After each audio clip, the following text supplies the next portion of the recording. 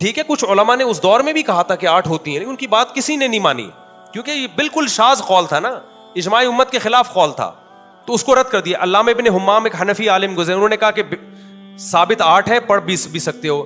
انہی کے بیٹے نے جو علماء تھے انہوں نے نفی کی, بھائی یہ میرے ابا کا تفرد ہے, ٹھیک ہے نا, یہ ان کی اپنی رائے ہے, یہ قابل قبول رائے نہیں ہے. تو چند ایک ایسے گزرے, اب پریکٹیکلی اس کو علامہ نشا کشمیری نے لکھا کہ نبی سے کچھ ثابت نہیں, 8 ہیں کہ 20 ہیں.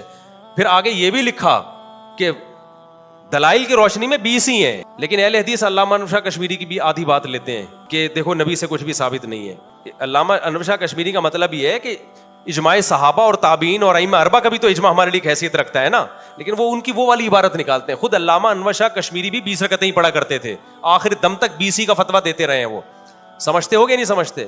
تو اب جا کے اس کو, تو غامدی صاحب کو ہم یہ کہیں گے کہ بھائی حدیث میں آتا ہے میری اور خلفائے راشدین کی سنت کو لازم پکڑو.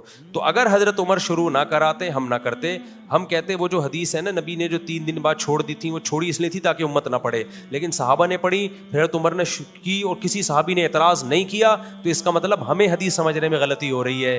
حدیث کا اصل مطلب یہ تھا, صحابہ کے عمل کو سامنے رکھ کے پتہ چلتا ہے کہ بھائی فرض نہ ہو جائے, مطلب سنت تو رہے, فرض نہ ہو جائے. تو صحابہ نے اس کی سنیت کو کیا رکھا, باقی رکھا. حضرت عمر نے کہا کہ نبی کے دور میں تو ایک امام کے پیچھے پڑھی ہم نے, تو مسجد نبی میں بھی ایک ہی امام کے پیچھے ہم پڑھیں گے, الگ الگ مختلف ٹکڑوں میں امامت نہیں کی جائے گی, ایک مسجد میں ایک امام ہوگا. اس وقت سے لے کے مسجد نبوی میں پچھلے سال سے پچھلے سال تک ایک امام کے پیچھے 20 ہی پڑھی آ رہی ہیں, جب سے حضرت عمر نے شروع کرائی ہیں.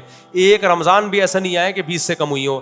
اب جا کے حکومت سعودیہ نے اس کو چینج کر دیا, اور اب 20 کے بجائے کتنی ہو رہی ہیں, 10 سال.